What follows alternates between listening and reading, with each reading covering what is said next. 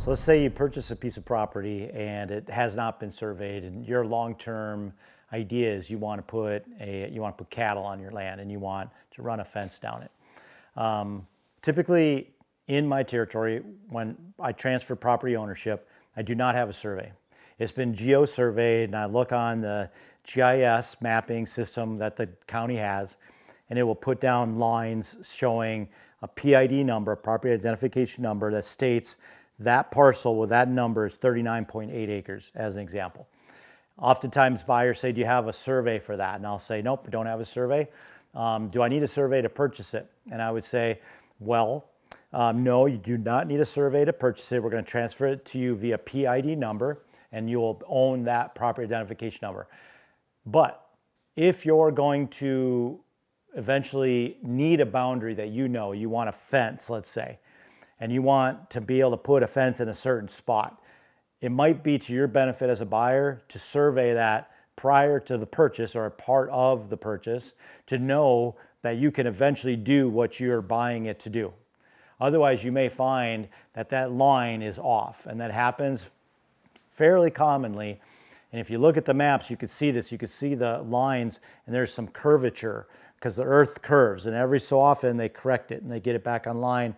Earth curves, they correct it. So every so many miles, there's a correction. And I've seen it where they lose multiple acres because of the curvature when they actually surveyed it.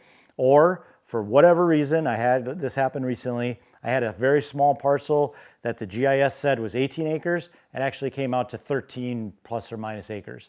He lost 5 acres of land. Don't ask me how it happened, but the GIS was off that much. So in that case, the buyer bought that property, did not do a survey with it. We told him we weren't offering a survey. He bought it as a PID number and was transferred to him as 18. When he did have it surveyed, it came out at 13. So that's up to the buyer to make a decision.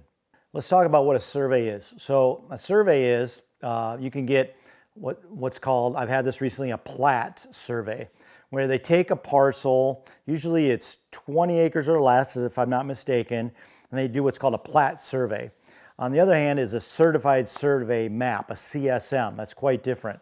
In our county, I just found this out, in Dunn County, Wisconsin, for anything that's 20 acres and below, they do a plat survey, and a certified survey map is 20 acres and above. They can do different levels of survey. Sometimes they'll just mark the corners and they'll put a pin and they'll geo-mark it, and they'll put a pin and geo-mark it, all the way up to they cut a line through your woods, they clear it out, they brush it out, they flag it, they put pins in the ground, they might put flags in the air, they might put stakes, they can do a lot of different things. And each successive level of effort costs you more and more and more. So plat surveys and certified survey maps, two different things.